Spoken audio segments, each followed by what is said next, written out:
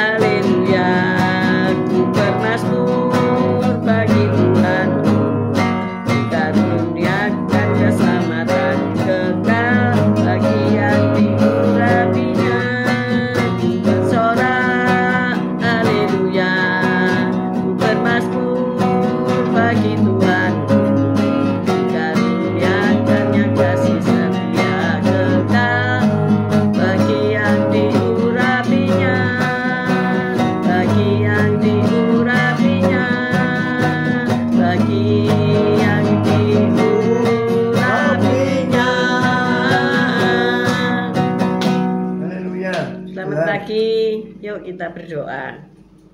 Haleluya. Selamat pagi Tuhan Yesus, Kau baik, Kau sungguh Allahku yang sungguh sangat baik.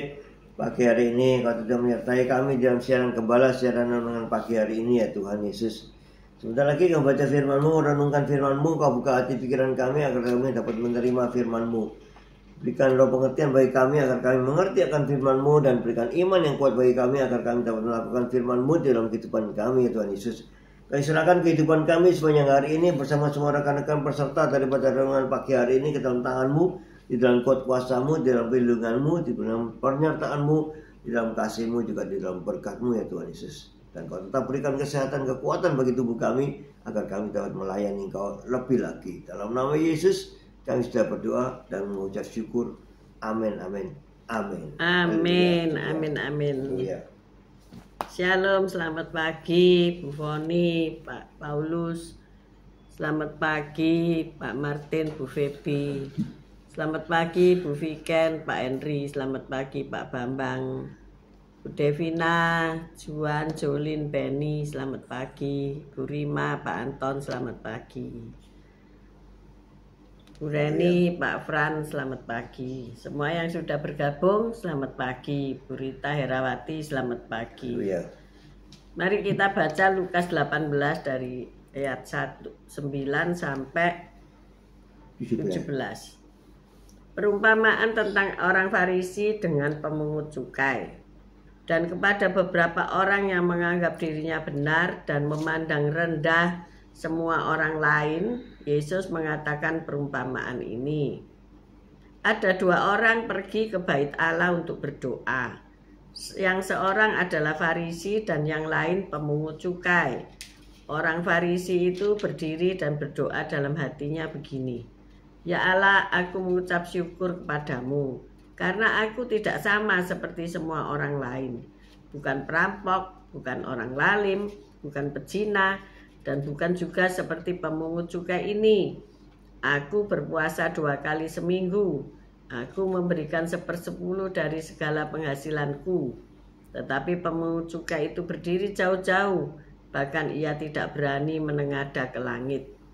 Melainkan ia memukuli diri dan berkata, Ya Allah, kasihanilah aku orang berdosa ini. Aku berkata kepadamu, orang ini pulang ke rumahnya sebagai orang yang dibenarkan Allah, dan orang lain itu tidak. Sebab barang siapa meninggikan diri, ia akan direndahkan, dan barang siapa merendahkan diri, ia akan ditinggikan. Amin. Selamat pagi Bu Esti, Pak Aryadi, Angie, good morning. Haleluya. Haleluya. Mari kita baca Roma 1 ayat 16. Roma 1 ayat 16. Injil itu kekuatan Allah. Sebab aku mempunyai keyakinan yang kokoh dalam Injil, karena Injil adalah kekuatan Allah yang menyelamatkan setiap orang yang percaya. Pertama-tama orang Yahudi, tetapi juga orang Yunani.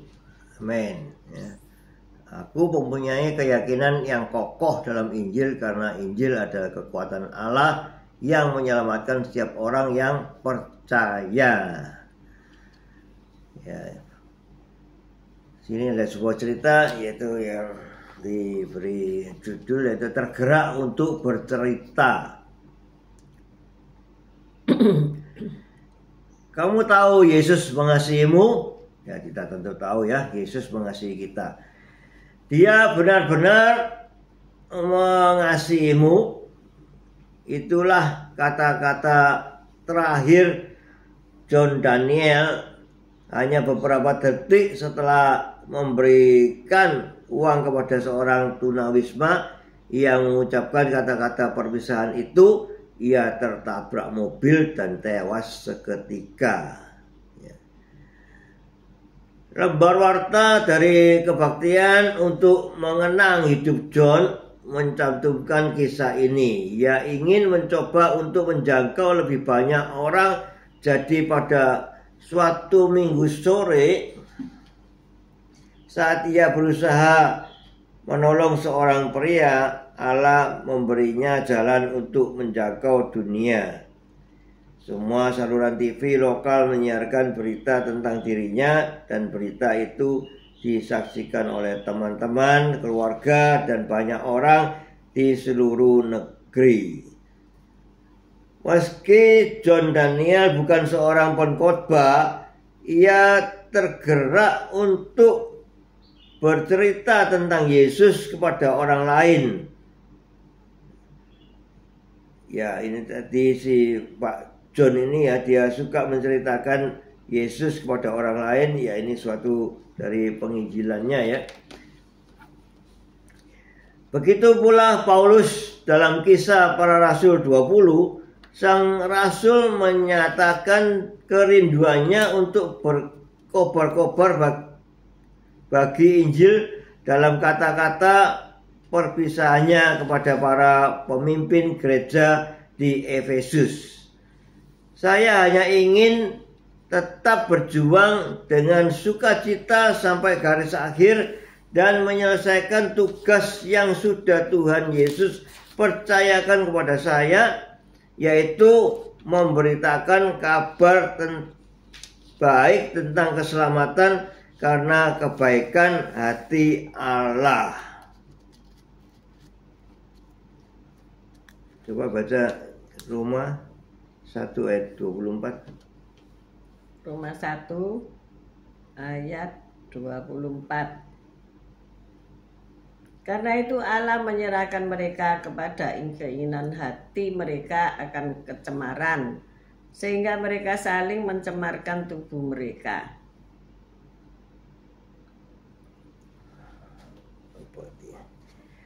Kabar baik tentang pengampunan dan hidup baru di dalam Yesus memang terlalu indah untuk tidak dibagikan kepada orang lain. Ada sebagian orang percaya yang lebih terampil menerangkan Injil daripada yang lain.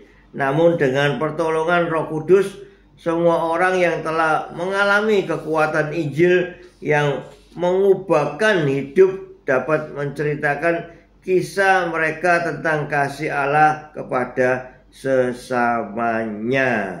Ya. Memang kita bukan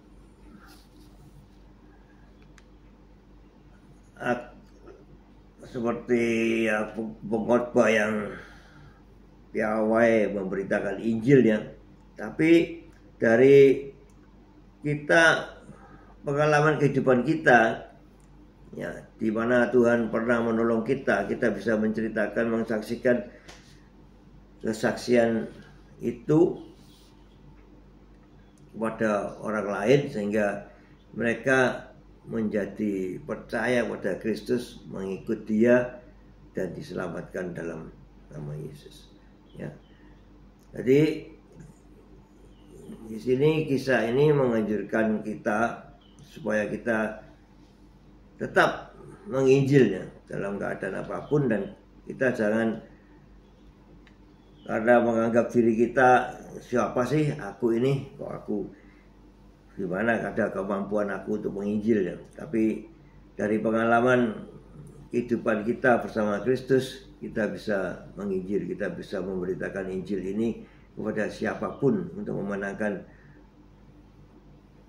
jiwa mereka ya.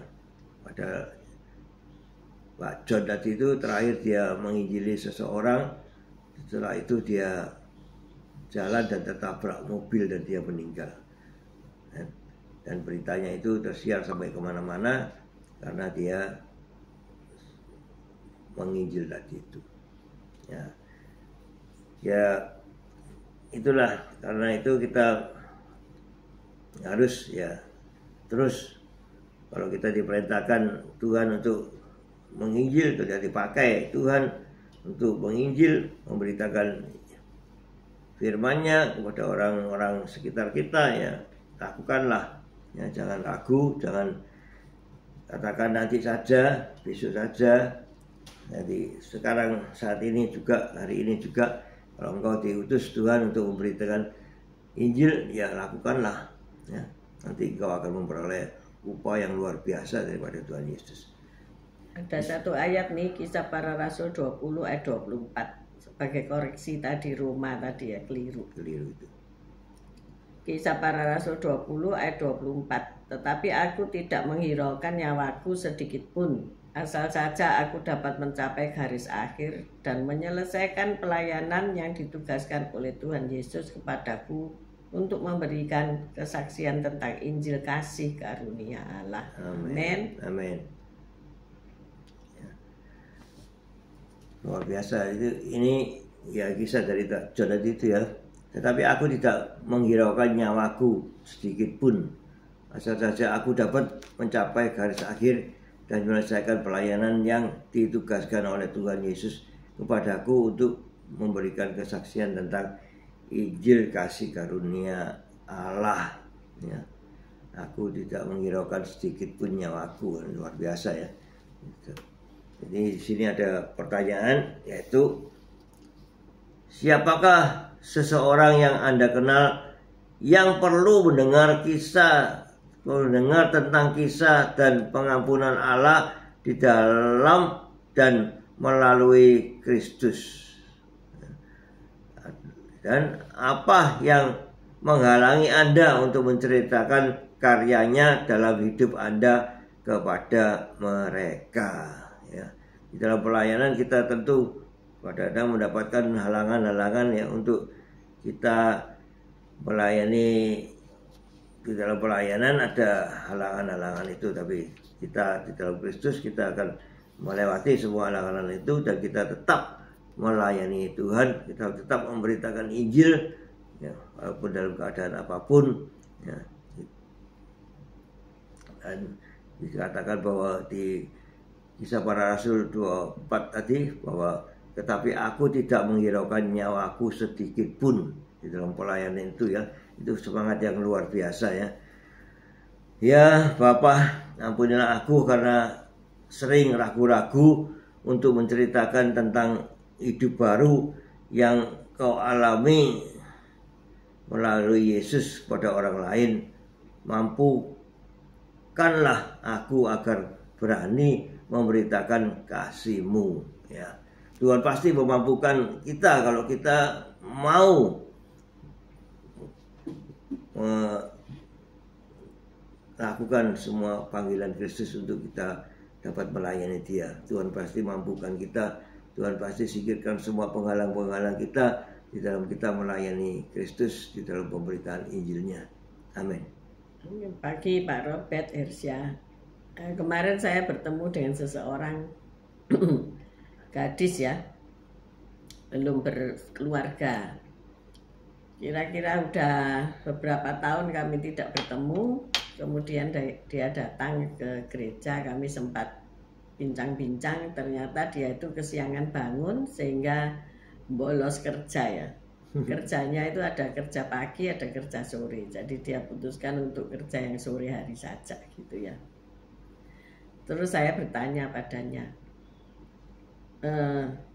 kok lama enggak ketemu kemana saja, dan kamu selama ini apakah pergi ke gereja? Dan ia tidak bisa lancar menjawab, dan saya yakin ia tidak pernah pergi ke gereja ya. Dan di situ saya bilang ya, menceritakan tentang kasih Tuhan. Saya bilang fakta ya. Selamat pagi Bu Wanda, Pak Budi Utomo. Saya ceritakan tentang kisah jemaat kami ya, bukan jemaat orang lain. Ya sedikit nada mengancam karena si gadis itu ceria ya. Dan saya katakan jemaat kami waktu COVID, dia bertanya, mulanya dia bertanya, kok bisa siaran live seperti ini ya, seperti pagi ini? Oh iya, kami ini sudah siaran kurang lebih berapa tahun? Tahun 2020 sampai tahun 2025. Hampir 5 tahun. Nanti Maret ini kami 5 tahun ya siaran ini ya. Saya ingat sekali karena 23 Maret itu keluar peraturan untuk gereja tidak melakukan ibadah onsite ya. Jadi akhirnya kami rekaman gitu ya. Kami live streaming gitu ya. Itu saya ingat sekali dan saya ceritakan, saya merasa sedih. Kenapa kok nggak bisa onsite? Dan ketika itulah Tuhan kasih hikmat, yaitu karena saya merasa saya tidak bisa menginjil, tidak bisa memberitakan kabar baik. Setelah itu saya memutuskan untuk siaran ya. Dia tanya, kok bisa Tante, kok bisa siaran ini dari mana gitu ya. Ya karena biasanya saya juga upload cerita-cerita, dan akhirnya daripada upload cerita yang nggak jelas, bikin konten yang nggak jelas, ya lebih baik siaran tentang Injil ya, memberitakan Injil kasih karunia. Saya yakin ada orang yang akan mendengar dan bertobat gitu ya, siapapun orang itu, kenal nggak kenal gitu ya. Oh gitu ya, Ya iya, itu tekad saya. Dan akhirnya terus sampai sekarang walaupun COVID sudah berlalu. Terus saya saksikan ketika saya tahu dia tidak pernah ke gereja atau jarang-jarang atau bolong-bolong, saya katakan, kamu lihat ya, orang yang rajin ke gereja itu ada perlindungan Tuhan ya. Waktu COVID itu nggak ada yang meninggal, saya katakan begitu ya. Mereka yang rajin, mereka yang nggak pernah alpak ke gereja, itu fine-fine aja ya, nggak sakit. Terus saya katakan, nah yang meninggal justru orang yang kadang ke gereja, kadang enggak. Terus apa lagi? Pokoknya hampir-hampir alpa ke gereja ya. Hampir-hampir nyaris tidak ke gereja, saya katakan gitu. Ini saya katakan orang Kristen ya. Oh gitu tah, katanya begitu ya. Dia rodok takut. Nah, saya senang juga nakut-nakuti orang ya. Jadi iya, makanya kamu itu harus pergi ke gereja, saya katakan begitu. Gitu ya, katanya gitu ya. Ya berarti apa yang kita ceritakan itu ya kurang dan lebihnya itu nanti Roh Kudus yang akan menggerakkan hati orang itu ya. Entah dia mau ke gereja setelah mendengar kisah saya itu atau tidak, terserah dia. Yang penting berapa tahun itu dia tidak pernah muncul. Baru muncul minggu yang lalu itu muncul dan cari saya dia. Mana ya Pak Kris ya? Dia sampai lupa dengan saya kan. Saya juga lupa dengan wajahnya ya. Tapi ketika saya bicara tentang satu hal, loh, tante masih ingat ya katanya. Ya ingatlah tante. Mungkin kalau langsung ketemu gitu disuruh bedek nih siapa gitu ya aku lupa ya. Tapi ketika dia bicara, ketika ia menguraikan kisah hidupnya, lah saya jadi ingat. Dan saya ingat setiap kisah atau cerita dari jemaat itu saya ingat gitu ya. Suatu hari nanti aku pasti bikin bukunya ya, buku tentang kesaksian umat gitu ya. Tentu itu sangat memberkati bukan? Nah seperti tadi dia muter-muter akhirnya kembali lagi ke kandang, istilahnya gitu ya. Dan sempat saya ajak makan siang bakso gitu ya. Oh dia seneng. Dan dia ngomong, aku mau belajar bikin roti, aku mau gini, aku mau gitu, banyak sekali maumu, saya katakan. Nah inilah kisah-kisah bagaimana kita tergerak untuk menceritakan kasih Tuhan ya. Bagaimana kita bisa tetap mengiring Tuhan. Nah itu harus diceritakan supaya orang yang ngalor dan ngidul itu bisa lurus jalannya. Amin saudaraku ya. Banyak orang Kristen ini kadang-kadang timbul tenggelam seperti ombak yang membawa kehidupannya ya. Kadang timbul, kadang tenggelam ya. Timbulnya kalau hari Natal ya toh. Tetapi ayo kita ini tetap eksis, tetap ada ya, melawan badai dan ombak dalam kehidupan kita. Jangan tenggelam, amin. Saya yakin dan percaya ketika Anda ini selalu setia menyertai renungan pagi ini, itu sungguh menjadi penyemangat baik bagi kami, baik bagi orang lain, rekan-rekan yang ada di sini ya. Kami percaya, itu saya ceritakan juga sama dia. Saya katakan, loh saya tidak sia-sia loh, siaran ini saya tidak sia-sia ya. Ada orang-orang yang merespon dengan baik, ada orang yang baru terus kenalan, ada orang yang bisa mendukung pelayanan ini, itu kamsia semuanya ya. Ternyata pekerjaan kita di dalam Tuhan itu tidak ada yang sia-sia. Jadi ketika Anda menceritakan bagaimana Yesus menolongmu, misalnya sakit, pernah sakit di rumah sakit, kemudian Tuhan menyembuhkanmu, diceritakan kepada orang lain yang punya sakit yang sama, itu jadi bahan kekuatan bagi dia ya. Jadi ayo jangan berkata-kata tentang gosip, hanya ngerasani orang, berkata-kata tentang hal-hal apa ya, sinetron. Kemarin Pak Gem itu ngomong cerita tentang sinetron ya. Yang saya katakan kalau di medsos itu kan dikasih cerita gitu ya, dikasih cerita, habis gitu terus diputus pada waktu tegang-tegangnya cerita itu, bener kan Pak Gem? Iya.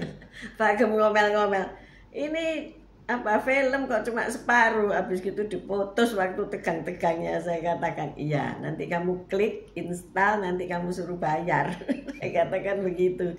Wes ojo diklik, ojo dilihat, saya katakan. Itu loh karangan sutradara ya. Kisah-kisah yang ekstrim kan ya. Ya kita seneng loh ya. Diceritain ekstremis-ekstremis gitu ya. Tetapi kenyataannya bohong besar kan ya. Cerita tentang Cinderella ya. Coba Cinderella sekarang bagaimana nasibnya.